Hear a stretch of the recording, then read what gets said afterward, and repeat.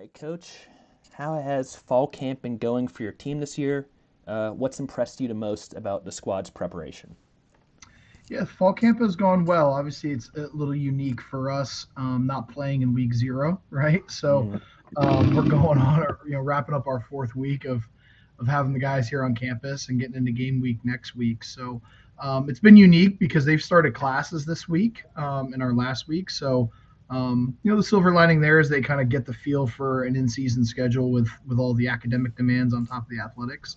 I think what's really impressed me the most about our team has just been the consistent energy, that we've had in practice. Obviously, um, you know, they're 18 to 22-year-olds, right? So they've got other things going on in their lives. But I think that the focus and the energy that has been going on in this has been really consistent. It hasn't been something that we've had to generate, as a staff, right? It's happened pretty organically, which has been great. So I've been really pleased with that. I think it's provided a great atmosphere for our guys to learn and grow and develop in, and it's been a lot of fun. yeah, so I mean, the bye in week one, obviously, like you said, pretty unique. Does it change anything you do in the preparation process with practices? Yeah, a little bit for sure. I mean, the big thing for us was we were able to kind of slow down or alter the install schedule, right? We didn't have to have everything done and ready 3 weeks in for a game week. We were able to kind of space some things out a little bit, and we've also been able to spend a little bit more time on more, situational football, and some end of half, end of game situations, just some of the unique ones that pop up, special teams wise or offensively or defensively throughout the course of a football game. It may happen, one, two, or three times during your season, but typically those are pretty important moments in the game that could affect field position or the score or the outcome of the game. So I think for us, we've been able to use that time wisely, and to really kind of coach our guys up on situational football and get reps at it. Yes, and it sounds like that's a key area of focus you've been able to have during camp. Are there any unique challenges this has presented, or just in general, anything unique and challenging about this camp? Yeah, I mean, I think every preseason has its own set, right? I think a lot of that is usually particular to either the schedule or just the makeup of your roster and your team, right? Like we're a very young football team. We don't have a lot of seniors on this team. We're very talented. Like we have a really high ceiling, but we have a lot of 18 and 19-year-olds that are going to play significant roles, in our football program this season, and some of which haven't had one in previous seasons. So, with that presents its own sets of challenges in terms of the growth and development, and the level of experience or inexperience that you're dealing with as a coach. But it's been good because we're seeing guys grow. We're seeing guys mature kind of right in front of us. Hmm. But also because we are young, it has presented a higher sense of urgency, for our guys, and something that we've really kind of stayed on them about and will continue to do so. And so that's really been kind of unique to this preseason. Yeah, and Stonehill's made that jump from D2 to D1. You've been very successful doing that. How do you integrate, I guess, that history, even just in the past couple of years with Stonehill, with the future, 18, 19-year-olds, with the future of the program? Yeah, I think it was unique for the situation for me, right? Having been here for a long period of time prior to that transition, and then overseeing that transition for our guys. I think it still presented some stability, right? It wasn't like a new staff, new schedule, new everything, right? So I think from that standpoint, it was good to kind of know what works here, what makes Stonehill special, and how to recruit to Stonehill. And then obviously now you take kind of that model, and you kind of throw more gasoline on it to Yeah. get it to kind of flare up a little bit more at this level. And I think it's been good for us in terms of our growth and development to see, to have the success, or some of the limited success that we've been able to have in the first 2 years, right? I think the good thing is it's built confidence, right? But I think on the other hand, the good thing has been, we haven't really won anything yet, right? We didn't win the conference. Obviously when we're eligible, trying to go to the NCAA playoffs, and advance from there. So, I think for us, we really haven't counted anything as a moral victory. Like we kind of still keep our sights set pretty high on what our goals are, and that's to win the NEC every year. We're still eligible to do that. So, that's what we're trying to do. And obviously, we took steps to get closer to that goal from year one into year two last year, but still, fell just short of that. So I think that's where our program is at right now. That's what our goal is, and that's where everything that we do is kind of working towards that being our finish line right now. And you mentioned recruiting a little bit. One day you're recruiting D2, the next D1.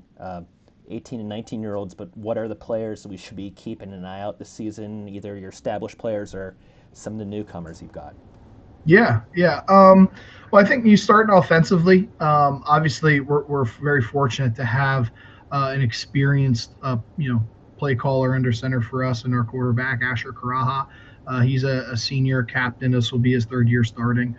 And he's done a great job of developing himself, but also developing as a leader, in our program and really taking ownership of his situation and of those around him, right? Kind of bringing people with him. So I'm expecting him to have a good year.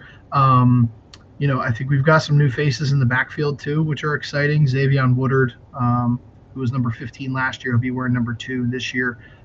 He was our backup running back during most of the season last year and had some really good success in the reps that he was able to receive. So I think seeing a big jump in his production, that's something that we're really excited to see. Defensively, we've got a lot of talent in the back end. We bring some guys back up front. So notably in the back end, we have 2 juniors. Number 4, Jordan Irvine. He was a preseason All NEC selection this year. He's a starting safety for us. He's a junior captain. He's had a terrific offseason. He played really well down the stretch at the end of the year last year, and he's really kind of continued to climb, from that standpoint on. And then number 14, Johnez Williams, is a corner for us that had a great season last year, and he's continued to do amazing things in camp. So those 2 guys in the back end. We have some new faces, at the second level at the linebacker position, and I think a lot of those guys are going to play quite a bit of football for us. Up front, we're really anchored by our nose and one of our captains, Van Friday, number 50. He really caught a bad break last year. He had a case of mono actually during the season that pulled him out for some games, and we were able to get him back down the stretch, and I think it made a big difference with our defense. You saw, how successful we were against like Duquesne and obviously versus LIU. That LIU game, he has a sack, he has a safety, he was just a force, and hopefully we'll have him for the full season, and he's done a great job from a leadership and an energy standpoint. So those are definitely some faces and some names to watch for from us, guys that are great players, but also great leaders, great people, and definitely lead from the front. Yeah, I'm really excited for Asher Karaha. Like you said, third-year player. I think 1,500 yards the past 2 years, and then, Stonehill's record against Duquesne, pretty much unmatched. He's been here 3 years. He's been part of the whole growth process. How's the team chemistry kind of evolved with him in the team just the last couple years, and this team as well in camp? Yeah, I think the interesting thing with Asher, and we've been public about this. We've shared this. Like he, after his first year starting, right, 2 years ago, 3 years ago, he had shoulder surgery right after the season and didn't throw a football until the following August. So he didn't do spring ball. He didn't have a full year in the weight room afterwards. He didn't have an off season, right? And so coming into last season, in fall August camp was really when he got under center again and kind of, started to shake the rust off a little bit. So this year has been really different for him, right? And in tune different for our program because he had a full off season. He was able to participate in all of spring ball and really build that chemistry, with the rest of the offense and his teammates and to be out there. But I do think for him personally, the off season that he had 2 years ago really kind of, allowed him to step back and look at things a little bit differently, right? Because he wasn't able to actually, physically be out there throwing the football and leading the offense during the off season. So I think that was good for him and his growth as a leader. But I think, seeing him now and seeing how that's kind of allowed the offense to grow around him and what we can do and how we can function. That's been really special to see with his offseason. He's been able to put on some good muscle and obviously continue to develop as a football player and as a leader. And you've been part of Stonehill football longer than those 3 years. You've been part of Stonehill football as the head coach for 7 seasons now. Part of it for over a decade. How do you kind of reflect on the growth for how you've seen the program change?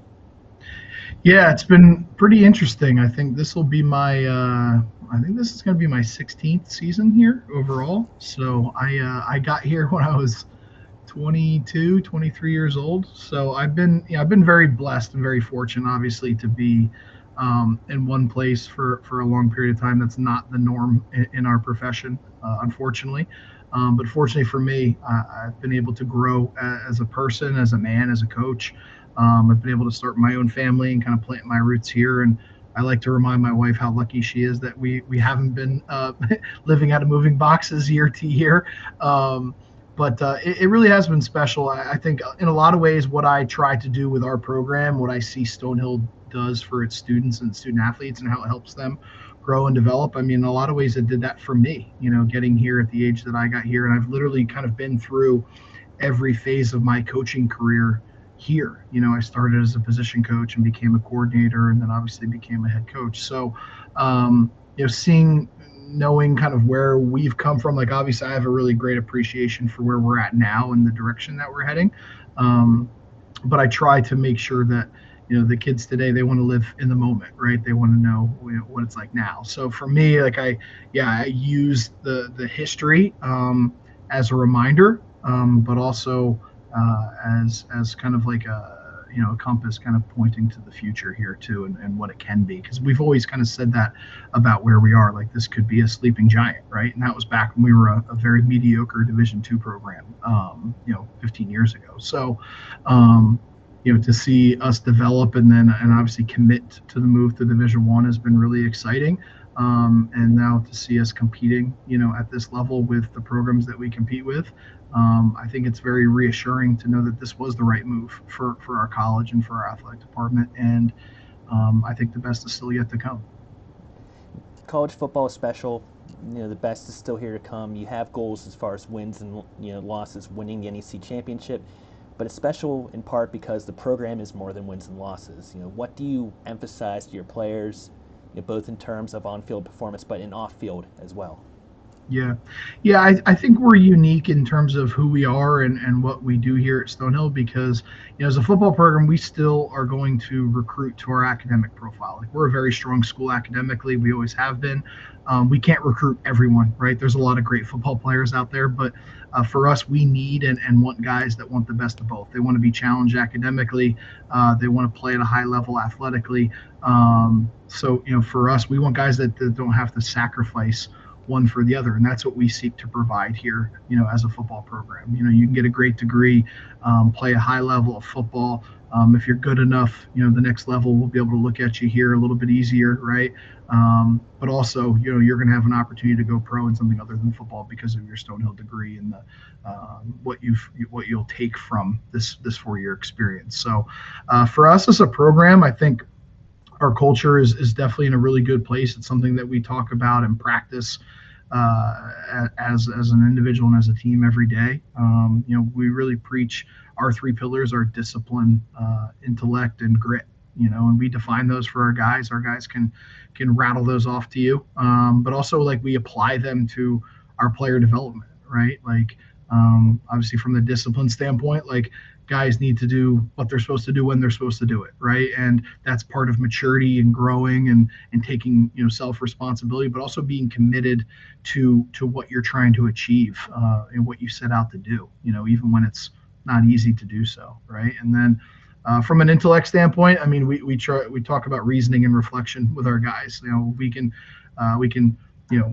practice it, we can put it into action, we can go back and look at where we went right and where we went wrong, and then we can kind of restart that process over with the guys. And I think that's important. I think something we've always appreciated about our guys is that they love to understand the big picture, right? Don't just tell me what gap I have to play and what my pass drop is. Tell me, like, what the other 10 guys around me are doing, right? And I think we've done a good job of coaching up that big picture, and it creates more buy-in, right? And then grit, obviously, is just their ability to overcome adversity, right? They're going to have to display a level of mental and physical toughness, and you probably can't have one without the other.